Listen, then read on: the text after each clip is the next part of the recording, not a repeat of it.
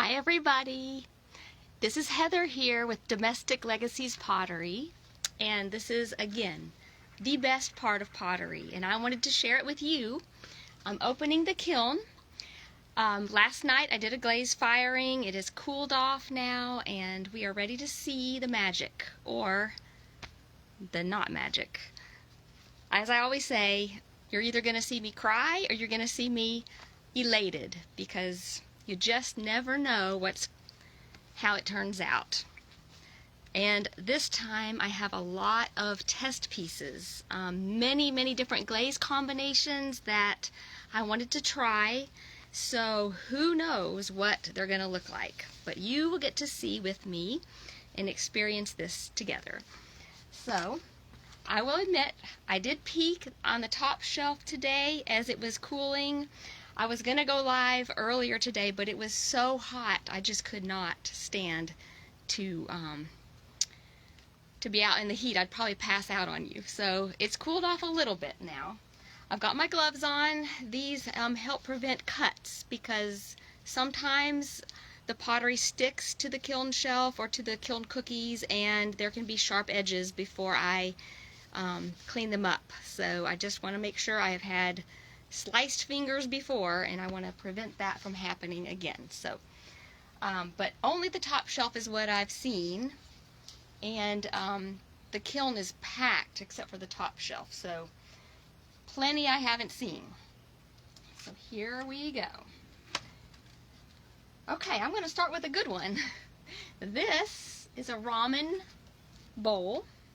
I made these for myself, my family. I have two of them. One of them is farther down in the kiln. This is the top one. And I just found this glaze combination online. Somebody else had done this, and most of these are Amico glazes that I use. I can't remember the glazes I used on this one, but I'll share some of my combinations with you.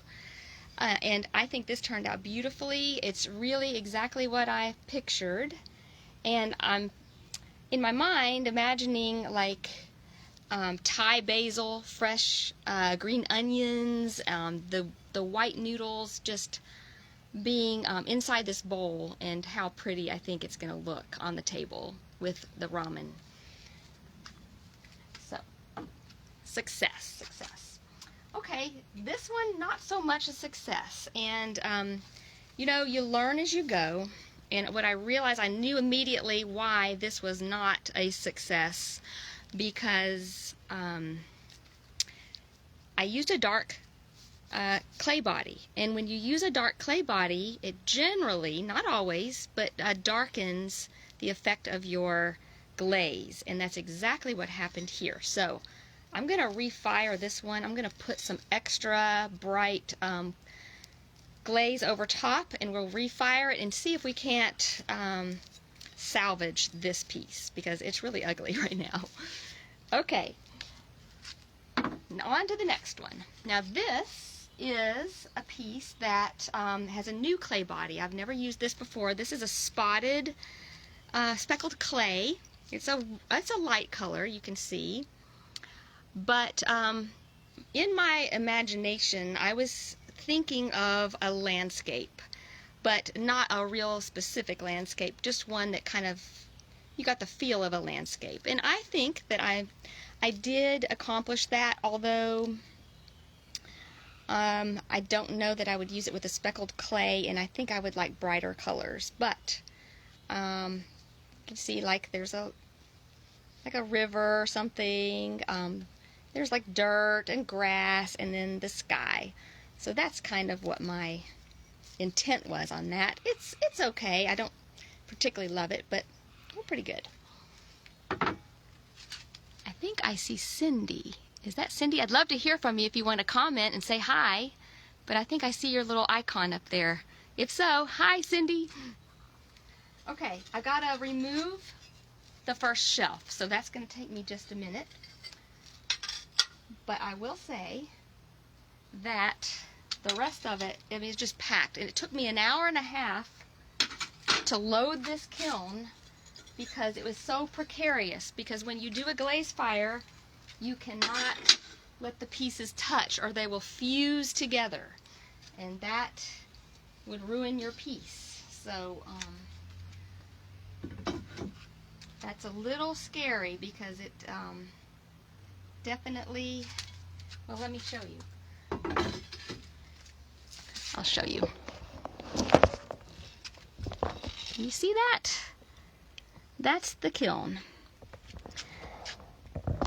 My kiln is a rather small one, although I've seen smaller, but I've always heard, you know, you should go bigger because you just keep making more pottery and then you want to be able to fit it all in there. But I think for right now this is a good size for me.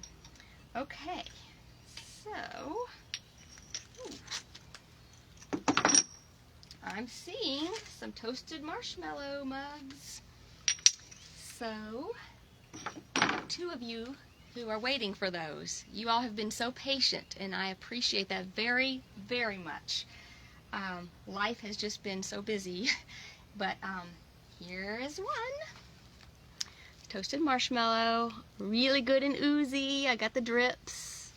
That is just, I don't know, I think this is just my favorite combination. So, I can't promise them to you until I test them to make sure that the clay vitrified completely, meaning it came up to temperature and that it doesn't leak. So, okay, I'm seeing like right here, there's a little speck that did not get glaze on it, so I'm going to need to re-glaze that one. But I've got a number of toasted marshmallows, so hopefully I have enough and they'll all be good so I can ship these out to you. So here's another one. I have several that are bigger and several that are smaller. And two more. Oops. These look good inside. Sometimes, even though you think that it's coated, sometimes there's something that just resists the glaze, and I don't know, but we can fix that, and I don't think it'll be a problem.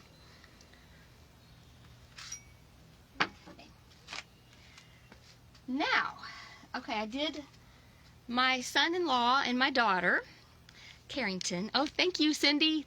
Some of those are yours, hopefully, if they turn out.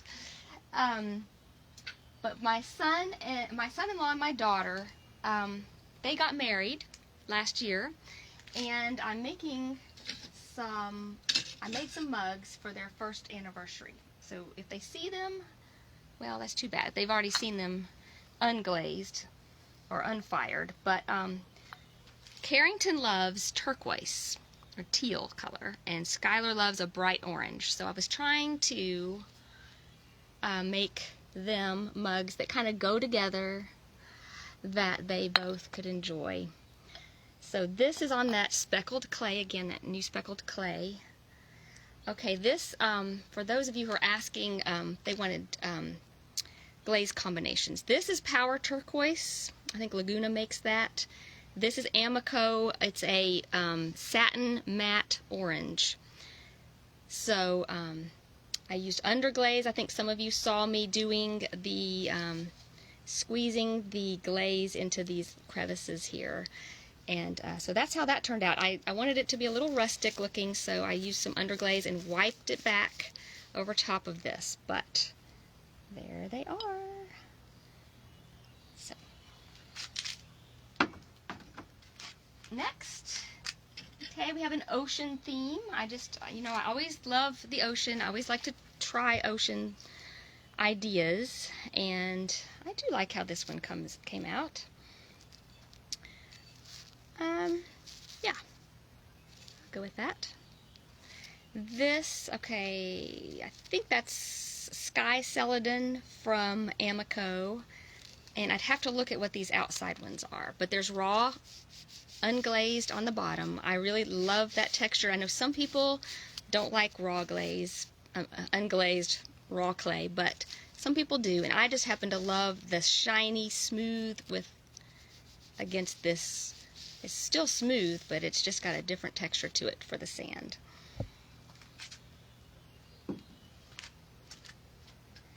Okay, way back in February, my birthday is in February, so I love Valentine's things, and I had made some Valentine's mugs, just test mugs, just for fun, and I'm finally getting to show you these because it took me this long to actually glaze them and fire them. And this is the first one. Again, that's speckled clay. So we have some drips. Yes! Yes, Mom is Beth. Beth Loisel is my mom. Hi, Mom! Yes, they're going to love those mugs. Yes, they are. I think they're going to love those. And Cindy says those are pretty for their anniversary and love the ocean mug. Thank you. Yes, I do too. So here is a Valentine mug. You can see the little heart I made for the handle. And the inside. I actually accidentally glazed this blue. I was thinking I was grabbing another mug and... Hi! And it was actually the wrong mug. So actually I do think I like the red with the blue. Kind of nice. Okay, another one. Wow, okay. I would not do this with a speckled clay again, and actually, neat idea, but I don't know if you can see that brown that came through. I glazed this with a white, satin matte white glaze, but that brown I'm not liking. I'm not sure. I know it. Maybe that's from, I put wax on there. The wax is supposed to burn out. It shouldn't be leaving that mark, so actually I don't think that's what that is. I'm not sure. I'm going to have to figure out what I'm going to do with this one. But look inside there. That almost looks like watermelon with seeds. I wish I had the sun better, but I don't know if you can see in there. Super pretty. Thank you, Cindy. Thank you. Okay, one more on this shelf. Oh, goodness. This needs some work. Okay, this was just going to be white. I just wanted several different whites and then something that just dripped, and it didn't come out. But I can put some more glaze over top, something totally different, whatever I decide, and then I'll reglaze this. This is just a vase. I grow a lot of flowers. I love dahlias, and then this year I'm rescued a number of perennials, so I want to have a cut flower garden, and I was thinking this would be for those, but I want to spruce this up a little bit first. Okay, now I need to remove this next shelf. All these little things on top are, well, there's a stilt here to hold up the shelf right here, but these are Kiln cookies. I just use these to protect my shelves because sometimes that glaze can run off the pot and onto the shelf, and if it does, it can ruin your shelf. So that's what those are for. Okie dokie. Let's see. Well, I'll show you the other noodle bowl. It's a nice size. And I think it matches pretty well. I have both of these. I'll show you together now. I'm very proud because they look very similar. And in learning how to throw pottery, that's one thing, to learn how to make them the same, because when it's on the pottery wheel it can be a little bit tricky to learn that. So that's a skill that I've picked up. It doesn't always work, but that time it did. Okay. This is red and blue. Now, this did not come out what I thought. Thank you, Cindy. I do love those bowls. This did not come out as I was hoping, but that's okay. I'm trying to think what the glazes are. Somebody asked me to please tell what glazes I'm using, and I would have to look that one up. These are two new ones I bought, but this is supposed to be a really darker blue, and it did not turn out that way, but that's all right. Okay. Now, I've made mugs before with this glaze combination. And these are using Opulence glazes. Opulence is out of Nashville. Clay Lady makes them, and actually I won a contest with this glaze combination and won a free pint of glaze. So I really like this. This is ocean themed and with the starfish. So just a different look than this one. Different sand, different watercolors. Okay, I've got two more of those.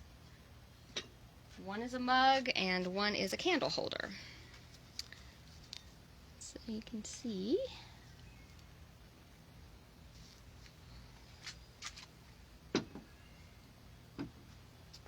Okay, now I mentioned watermelon earlier, and this was a test piece. I was asked to make something that looked like watermelon, and it didn't really come out the way I was hoping, but sort of.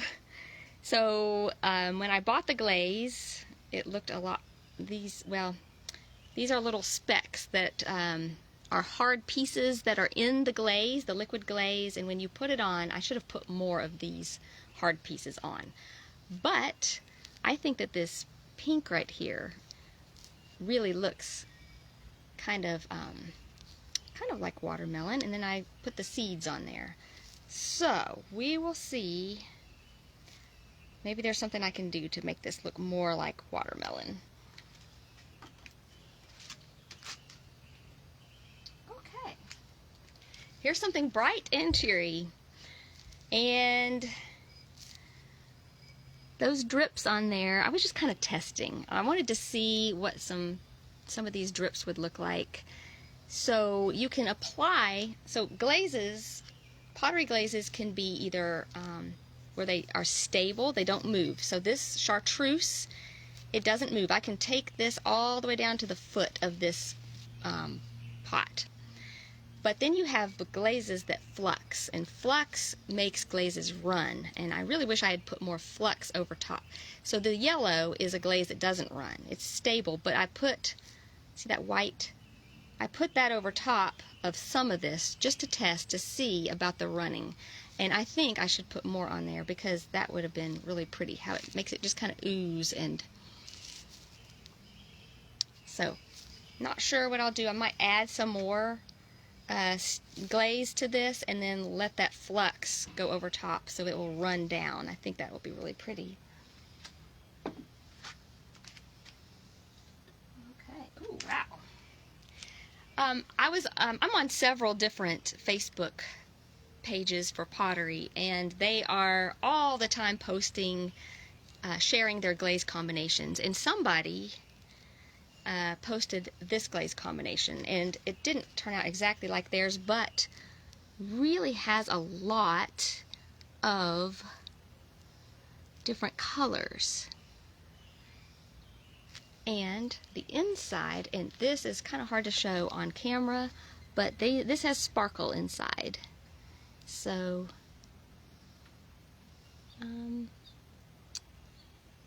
sparkle is made by Amico, and again, I think most of those glazes were from Amico. Okay. Oh, wow, this is kind of neat. I really like this. Okay, this was another combination I found online. I'd made this last year, probably in the fall. So I just took from our trees some of these. Hey, Beth, good to see you. I'm glad you're here joining us. I made this from, okay, I imprinted some evergreen on here. And this is red clay, and then I put a black underglaze in the crevices, and then I wiped it back. Okay, and then this is Winter Wood by Mako glaze for all you potters who will be watching this. And then on top of that, I put Seaweed, and that's Amico. So I really love how it came up with this blue. I don't know if you can see that, but it just really just melted together. It's kind of earthy, and I really like that.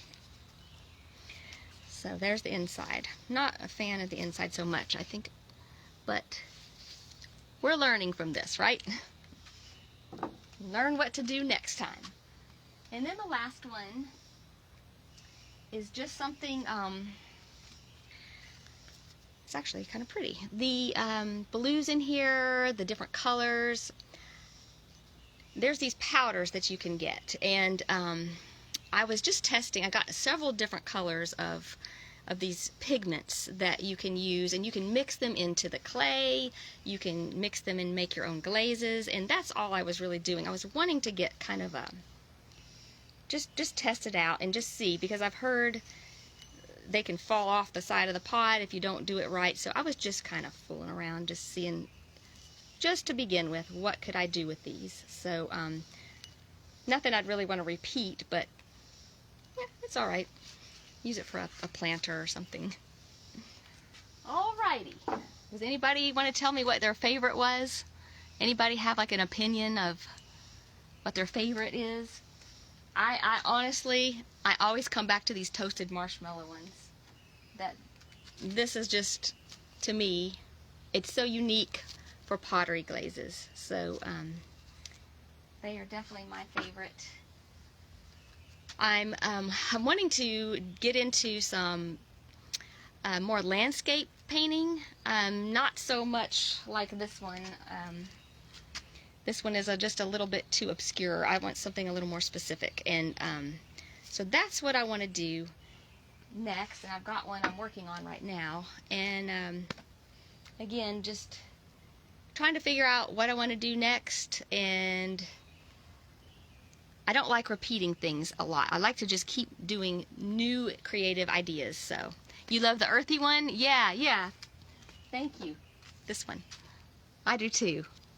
It's small. This was a hand-built one. I didn't do this one on the wheel. So I was just testing that skill out too. There's just so many things I want to try.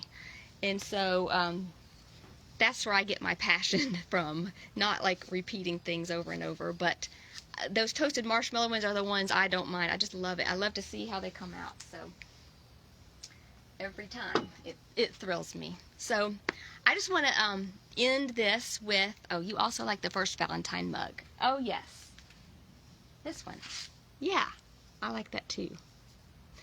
I just want to end this time with a little encouragement, because I know there's a lot going on in the world, and in our lives here we've had a lot of changes, and I'm sure you all have experienced a lot of change too. But I kind of let that make me just kind of not feel inspired. I didn't feel inspired, and I didn't do pottery. I just didn't do it a lot. And I came across something that I put on my Facebook. It wasn't a post. It was a what do you call that? Where it goes away after a day. And it was saying that you don't have to feel inspired to do something, like to be creative.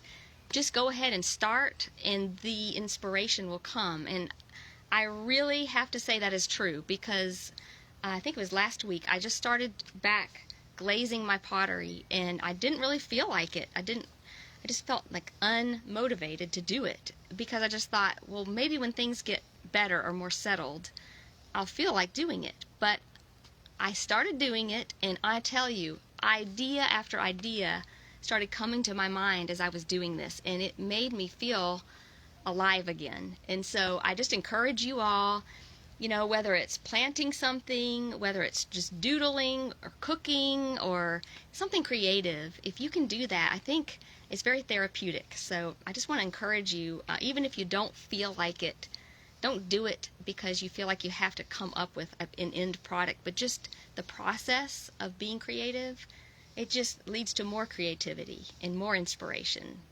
So that's what I want to leave you with, and I really appreciate you watching, and I am going to try to not wait so long for the next kiln opening. So I'm going to keep on getting inspired and keep on working and creating new things. So you all have a great evening, and I will see you soon. Bye-bye.